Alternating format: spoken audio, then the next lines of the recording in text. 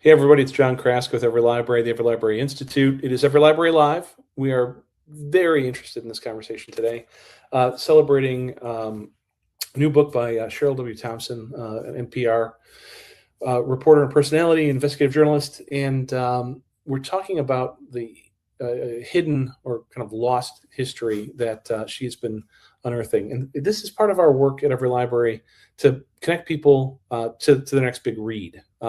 We have a lot of conversations here about some of the big issues of the day, but the joyful thing that we get to do is to talk to authors about why they create and to help bring readers in connection to those authors. And even more importantly to me, it's stories of national significance, like Cheryl's been doing. I'm very happy to host her today, and let me bring her in right now. There's no reason to beat around the bush. Cheryl, it is such a pleasure to be with you. Thank you for joining us from the Hi, studio. John. Thank you for having me. Oh, it's a treat. It's a real treat. So we wanted to have a chat today about your new book called Forgotten Souls, The Search for the Lost Tuskegee Airmen. It's coming out at the end of January 2026. It is a labor of joy and love for you, as I can tell. The work that you do day to day is as an investigative correspondent for NPR. You're an associate professor of journalism at George Washington University. You've received more than 40 journalism awards, including an Emmy. You're part of 2 Pulitzer Prize-winning teams. You're a reporting coach for NPR's Pulitzer Prize-winning podcast, No Compromise. And this story, though, about the Tuskegee Airmen, your father was a Tuskegee Airman, from what I understand. And I got to imagine that this has been an extraordinary journey to bring this book to life. Can you share a little bit about it with our watchers and our listeners? Sure, I'd be happy to. So, it's funny, when I was a kid growing up in Chicago, I remember my dad used to talk about his military days, and I could care less. I'm the youngest of 3, 2 older brothers. It just didn't faze me at all. But he talked about it throughout my years of living in that house, and it was actually and I remember guys used to come and visit him occasionally, and these were his military buddies. Mm-hmm. But I was, before I came to NPR, I was at the Washington Post for 22 years, and I remember sitting down from a colleague who had written this amazing piece on the remains of a soldier they believed was a Tuskegee Airman. And this was back in 2018, I believe. And it was front page of the Washington Post. And I thought, oh my God, what a fascinating story. And the reporter knew that my dad was an airman because I talked about it, somewhere along the way, that he was part of that big group of Tuskegee Airmen who, were not just only pilots, but they were mechanics and support staff and all, kinds of jobs they did. And when he did the story, I said to him, do you think there are others? Because this one guy had been missing since the end of the war in 1945. And he says, oh, yeah, there are.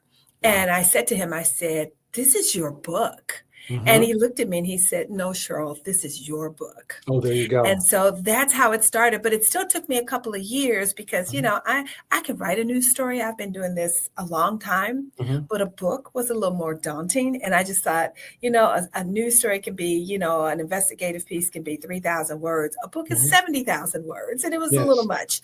And so I thought about it for a couple more years. And I thought, I could maybe do this. And so that's how it all was born. It was That's amazing. Of him. That's really amazing. So the fact this is a story of national significance, and I think it truly is, the idea that we don't leave our warriors behind, and yet these fellows were, I don't know the right word to use, but they were forgotten for an awfully long time. And your investigative work and your personal connection to it, of course, but your investigative work is really, it has to be for the families of the fellows that you helped find and identify and connect. There has to be a whole range of emotions there. I think when I started, I had kind of no idea, like, how am I going to start this? And so I always started by, of course, finding people and then telling them my dad was part of that group. He was over in Italy with your brother, with your dad, with your uncle. And they immediately warmed up. And they immediately opened up. Some opened up sooner than others. Others, it took a while. But they were forgotten. I remember one of the first interviews I did was with the sister of an airman, and she was actually an older sister, and she died in 2024. She was 104. She was actually Wow. the first Black Army nurse after President Truman desegregated the military. Is that So right? she had her own, she Mm-hmm. she was good in her own right and Mm-hmm. accomplished. And anyway, I was meeting with her in her home, and we were in New York, and I had gone to visit her. And I said to her, I said, "Do you think anybody's looking for these men?" Mm. And she looked at me and said, and shook her and said, "No, they're just forgotten souls." And Yeah. that's where the title came from. And Yes. they were absolutely forgotten, Mm-hmm. except by the families who loved them. Certainly. So 27 gentlemen who went missing during World War II. Was it all in the same geography? Was it on one mission, or is this over time? It was all, they were all a part of the 332nd Mm-hmm. fighter. And so they were in different squadrons, Mm-hmm. but they, there was the 100th, the 301st, the 302nd, the 99th. And so Mm-hmm. they were all part of that World War II fighting Hitler's Yeah, Nazi Germany. absolutely. They were all part of that. Yeah. Mm-hmm. There were 992 of those men who went over to Europe. Yes. So those 27 stories, those 27 families, in your own family, did you ever spend some time thinking about the what ifs? Your own father. I mean, was he an airman? Was he in the mechanics side of things? What was he up to? So my dad was one of the things that, if I can, I don't want to get ahead of you, but one of the things that surprised me Mhm. was, if I may, was when I was researching this, and I was in Alabama and I was looking through some records, and the person who had gathered the records for me, I was at the Air Force Historical Research Agency in Maxwell Air Force Base, and he gave me this. Among the documents he brought out was this almost like a class yearbook, and it was a cadet class yearbook. And so I was going through it, and I was scrolling through it, and I thought, oh, there's General Charles McGee, who was Mm-hmm. probably one of the most well-known of the airmen. And then I saw, oh, and there's William Williams, who was one of the 27 who was missing. And I'm scrolling, and I looked down, and I was like, oh my God, that's my dad. Yeah. So that sort of like solidified it for me that, man, he was part of this group. He talked about the military a lot. He talked Mm-hmm. about the Army a lot, Mm-hmm. but he, was sort of hesitant. He was very quiet. If you knew my dad, he was very quiet and reserved, and you wouldn't have known he was in the room until he started talking military or sports. Those were the two Mm-hmm. things you can get him on. Mm-hmm. Mm-hmm. And so he was in the class with General McGee and William Williams and a couple of others, but he had problems landing. Okay. Which That's kind of explained, vital. Yeah. well, yeah, when you're in the middle of a war, just a little bit, Yeah. which explained a lot about why I drive the way I do, because he taught me to drive. Explains a lot. And so he stayed with the group, and he became a medic Mm-hmm. over there. And yeah, so he stayed until. Yeah. Well, that what if, my father was a colleague. My father was in the Corps with these guys. And what if, my life would have been very different potentially if my father Yes. had been one of these guys. And so having these conversations with those families, there's a lot of biography in this book. There's a lot of storytelling. And, you can't pick a favorite out of 27, but there's some that are very vivid in there for you, I'm sure. There are, and you're right. You can't pick a favorite. I mean, do I have favorites? Well, it's the people I spent the most time with, Oh, sure. Yeah. right? Who Yeah. could tell me the most about their brother or their uncle. Mm-hmm. And there were a lot of stories I remember after talking to these people who were just very kind. It's funny I found myself. It's like any interview you do as a journalist. Like the first time, you're probably going to get just a little bit. And the more you talk to the person and the more they get to know you Mm-hmm. and see that you're okay, the Mm-hmm. more they will open up. I remember distinctly talking with a woman. She was one of the first people I called. And she was out of Florida. She lived in Florida. And I remember, and she was lovely. But she wasn't terribly helpful on the first conversation. She didn't remember much. And, we talked for a while and because she was a little girl. Mm-hmm. And so I had several other conversations with her. I would call her periodically. And finally I said, do you think I could come and visit you? Mm-hmm. And she says, okay. And so I said, well, can you do me a favor? Can you, whatever you might have, photos, documents, whatever, would Hmm. you mind like bringing them out for me so I could like, can you pull them together? She says, okay. She said, but I don't think I have anything. I don't have much. So I said, Hmm. okay. So Hmm. I go there and I go to her home and I walk in the parlor and Okay. there is this coffee table filled with Hmm. photos and newspaper clips. I'm like, wait a minute, how Hmm. many times have I talked to her? And never once did Yes. she tell me, which is why I always tell my students there's always a scene in which to go because phone interviews are okay preliminarily, Hmm. but Hmm. ultimately you want to be with people. Well, And that's how I absolutely. got a lot of the stuff I got was showing up. Yeah. Well, let me take a minute with you to talk about that experience as a mentor and a teacher too, as somebody who's been in the news business for a long time, but is helping to train up the next generation of journalists. I mean, it takes I a try. it takes a lot of effort to do investigative journalism, the internet doesn't help. The internet doesn't take care of it for us. AI isn't going to help. Oh, This human connection. I mean, when you put your mind on a story, and this one in particular is the personal connection, the national significance of the Tuskegee Airmen conversation. But when you put your mind on a story, like what's your methodology? so I am like a dog with a bone. At least Okay. that's what I've been told, but I think it's true. Hmm. Once I focus, it's like I'm there for the duration. Hmm. And so with this, because I didn't know, I kicked myself throughout. It took 4 years for me from beginning to end to do this book. And I kicked myself repeatedly for not paying attention to my dad's stories when Oh, I there was you go. growing up, Hmm. right? Because, he died years ago. And I just thought, man, had I listened, had I been in that room when that person was there, who knows? Hmm. And so that's why I always try and teach my kids that you Well, gotta if I may, there's a difference between memory and history. And Mm, the history telling that a journalist does, the third person side of things, when there's somebody who's writing a biography rather than an autobiography, memory is so different. And because you have a first person singular here and not just a third person approach to it, I can imagine you're kicking yourself.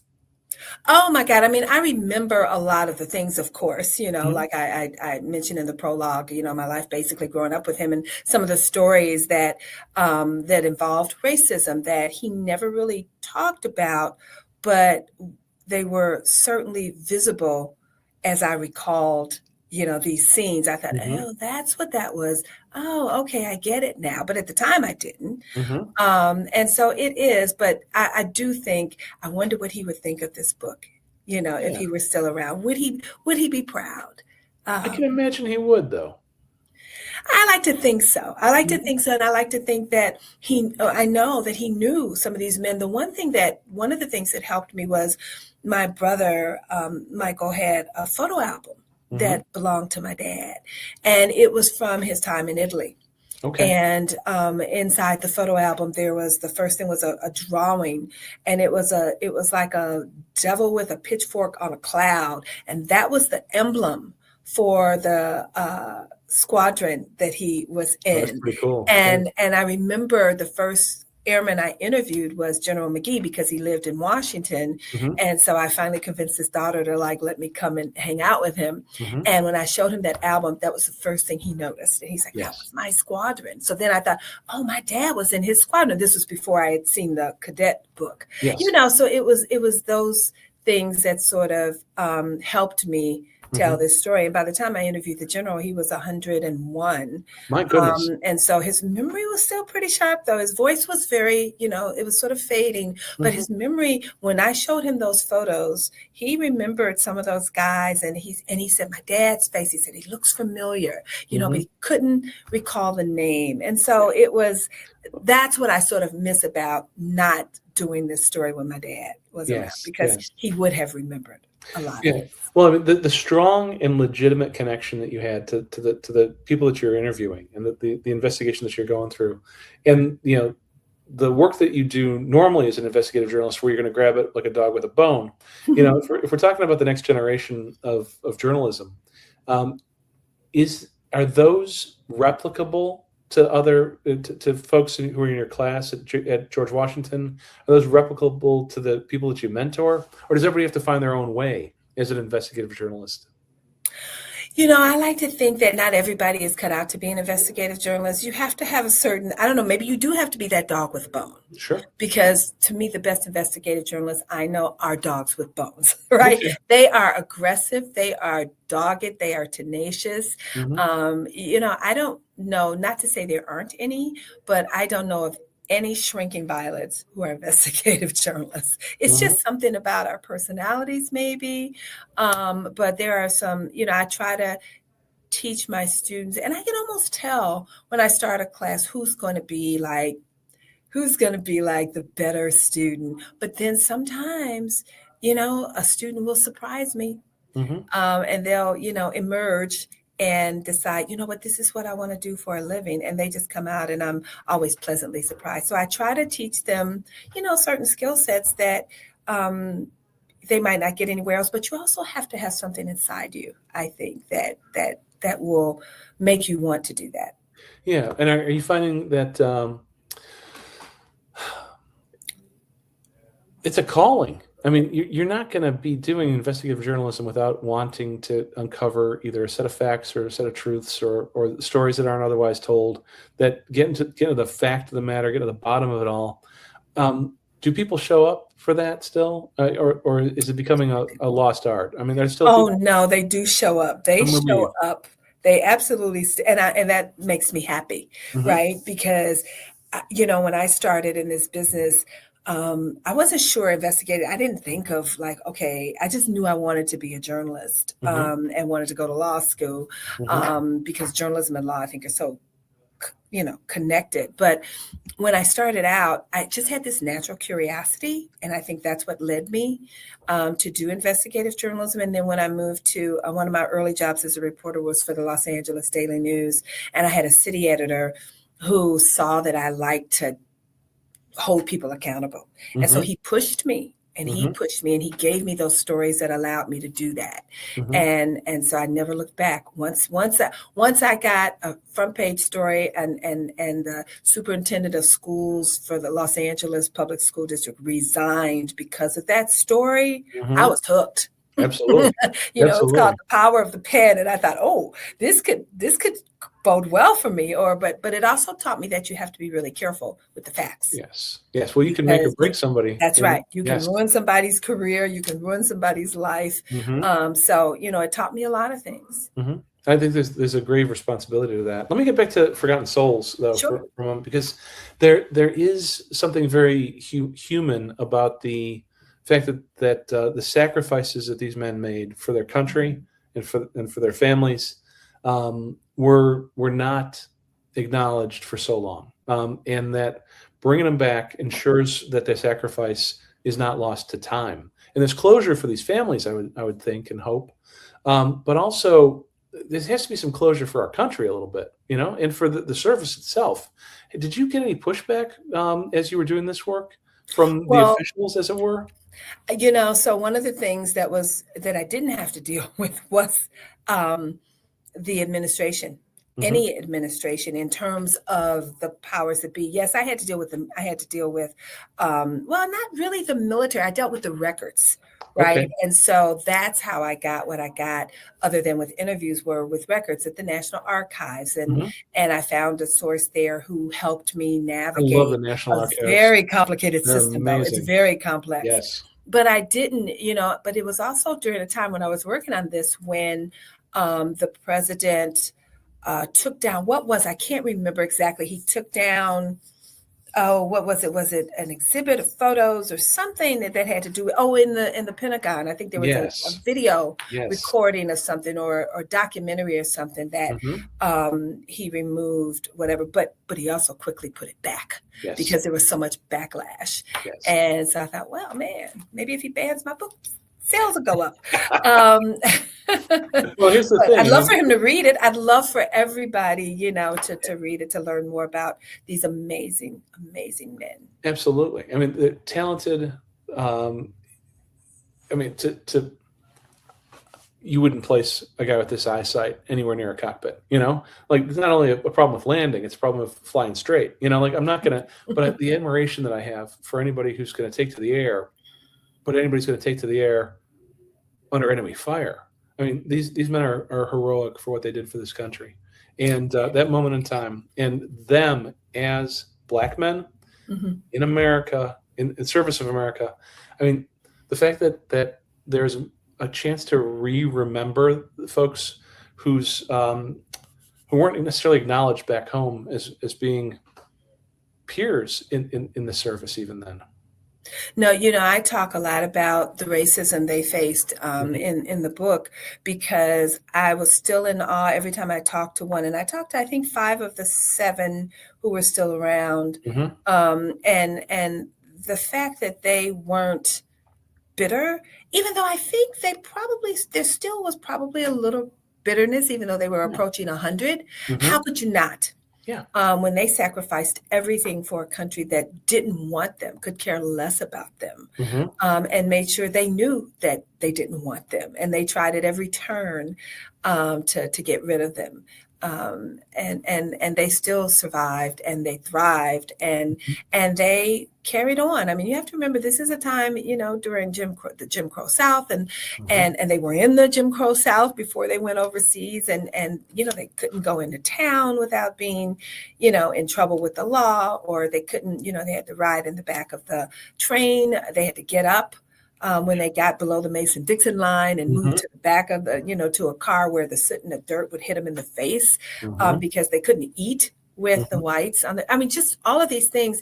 And they still were gentlemen. Yes. All those years later, they were perfect gentlemen who did what they needed to do. They were happy to serve. They are proud of what they did. And they sacrificed 27 of them, never came back, and others sacrificed their lives as well. And then to come back and not be able to pursue careers they wanted, which was, a lot of them wanted to be pilots for commercial airlines. They couldn't get jobs. There wasn't any doors open at all. No. And they could probably fly better than most of the commercial pilots they had. That's right. So every author has a reader in mind, and you certainly have the families of these people. That's not your main audience. You've written this story for America, to be able to pick it up, give it a good read, and think a little bit, not only about the big issues of the day, but of what it means to be someone who sacrifices. And every author, if they get a chance to tell their reader what you have a hope for them about, I'd love to hear what yours is. I think one of the things that I want people to know from this book is how utterly amazing these men were. I had no idea. The one thing that I kept telling myself, because I couldn't believe it as I, went through this process, was how young they were. They were young. True. They were straight out of college. The oldest one of the 27 was 28. Okay. Some of them were married. They had children, and they were way more mature in their letters than I certainly would have been coming straight out of college, right? And I forgot how young they were and how much of life they actually missed out on, including watching their children grow up and having grandchildren, and just seeing what they might have turned into after the war was one thing. That's one of the things I want people to think about, and also how these families really suffered. Suffered in a way where they never got closure. They never got closure because the government didn't reach out to them for years and years and years. I mean, everybody I talked to said, I asked them, one question I always ask was, when was the last time you heard from the government? They're like, we've never heard from the government. Wow.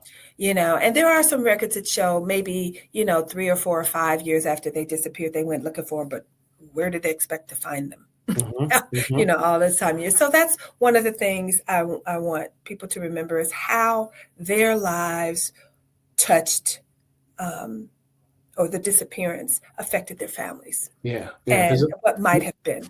There's an echo in that absence, and it reverberates for generations sometimes. Yeah, I had one daughter who's now, of course, in her 80s. She was 3 at the time, Mhm. and she remembered her dad because she was older.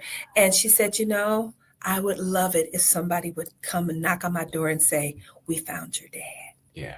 80 years later, she's still holding out hope that any little sliver of something Hmm. would just give her the closure that she needs. And I think she could, leave here happy Yeah. or Yeah. content. Yeah. Yeah. That's a Yeah. profound moment. That really is. It's a profound thing. Cheryl, thank you for sharing that with me. So we've got a tradition here at EveryLibrary, at Uh-oh. Library Live. You mentioned the National Archives. You got to sing for your supper here. It's a library show. You know, I'm wondering about as an investigative journalist, as somebody who's a writer too. Where do libraries fit for you, or librarians fit for you? Well, I gotta tell you, my mother always wanted to be a librarian. Did she? She did, and she didn't finish college. She went to Hmm. college and didn't finish. My Hmm. dad did. And she wanted to be a librarian. So she loved to read. And my dad's only sibling, my aunt, her life, she would devour books. Yeah. And so it sort of came naturally to us to want to read. And so when I had the opportunities to go to the National Archives, I lived in there for a while. They knew Hmm. me. Yes. And then when I went to St. Louis, where all the personnel files were, they Hmm. knew me. And it was just fun for me because it took me back to those library days of, Hmm. okay, this is on microfiche and I can Hmm. get this here. And, and it was just it was a lot of fun for me to be I in that I space. think that if more Americans got a chance to go to St. Louis, and look and actually be in that space, there would be no question about full funding for the National Archives for the next 50 years, because Oh, coolest it's place ever. it's the coolest place in the world. Absolutely. I mean, everybody goes to Washington D.C., sees the founding documents, does the exhibits. St. Louis is like in a salt cave. It's got everything.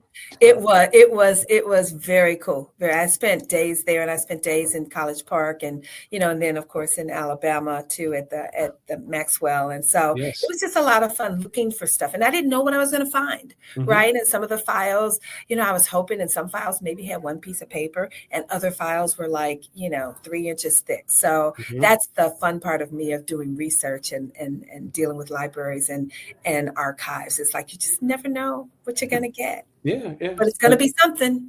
I think that's fantastic. I'm glad about that. Thank you for sharing Forgotten Souls, the search for the Lost Tuskegee Airmen with us And here at thank Every you for Library, having me. with America too. Folks, you can pick it up libraries, bookstores, and please do, because we're in a place where the ones who experienced it themselves. I mean, there's not very many people left who are of that era, and we cannot forget. We can't forget, in my opinion, who they were. We cannot forget why they fought either. And thank you, Cheryl, for bringing this Yeah. forward. No, thank you. And the last one who was in Europe, the last pilot, Lieutenant Colonel George Hardy, died in September, Did and he? he was 100, and he was amazing. So he's throughout the book because he just regaled me with stories and tales, and he was absolutely delightful. So I'm happy that I just hate that he didn't live to see the finished book Yes. because Yes. he was terrific. Well, we honor the memory then. Thank you. Yes, thank All right. you. And folks, there's always more on EveryLibrary Live. We're on Facebook.com/EveryLibrary. We're on YouTube, EveryLibrary as well. We've got dozens and dozens and dozens of wonderful conversations. None as special as this today, though, Cheryl. Thank Oh, you. that's so you're too kind. Your check's in the mail. Okay, Just very good. kidding. Great. So we always do is Anytime. wave goodbye. I put up the card and I hit end. Okay. Oh, great. Okay. Cheers. Thank you.